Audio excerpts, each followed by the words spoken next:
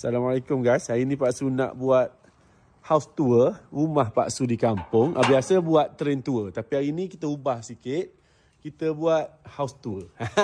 Rumah biasa je, rumah simple-simple je. Tema dia simple minimalis. Ini Pak Su buat grill dia lagu ni. Nampak simple minimalis kan? So kita masuk. Assalamualaikum. Assalamualaikum. Nampak tu? Tak siap sepenuhnya lagi sebab aksesori dia belum cukup. Tapi ini, sekejap Pak Su tunjuk Ini daripada sisi lansir. Lansir ni Pak Su tempah dengan Farah Curtain. Ini pula Pak Su tempah kat KL. Frame ni dekat Good Night punya kedai. Lepas tu Pak Su beli tu dekat G Orange.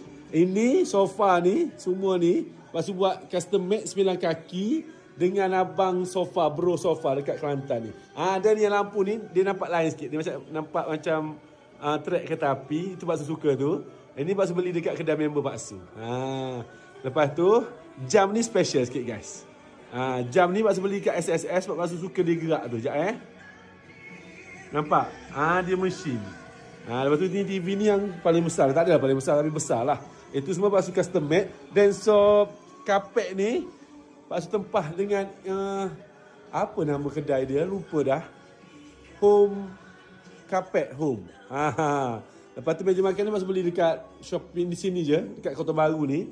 Set 8 nak ikut tema. Tema rumah Pak Su ni simple minimalis, warna kelabu putih dengan hitam. Tapi Pak Su letak sikit colour cream dan ada gold sikit. Nampak tu ada gold sebab Pak Su suka kaya-kaya ni. Nampak itu? Di kala-kala gitu. So dia selondong sikit. Gitu. Dah center bahagian luar. Ini Pak Su beli kat SSF guys. Semua ni SSF. Sini belum lagi. Pak Su tengah plan nak buat untuk ayat Al-Quran dekat sini 7 kali 4 kaki. Belum siap. Sini console table belum sampai. Lepas tu ini bilik Pak Su buat untuk kakak Pak Su. Assalamualaikum. Tara. Ini bilik utama dia. Pak Su memang dedikasikan sepenuhnya untuk kakak Pak Su ni. Pak Su buat custom made semua ni. Sekejap Semua ni custom made. Lansir pun sama. Farah Curtain. Lepas tu ini Pak Su buat dengan apa nama syarikat ni. Pak Su memang buat sepenuhnya lah. Custom made. Ini sama. Itu Pak Su beli dekat SSF. Pak Su pasang nak buat sedondon. Sama. Ini lampu dia pun sama. Dia macam tema dia gitu. Bilik nombor 2 Pak Su special sikit. Sebab Pak Su buat loteng.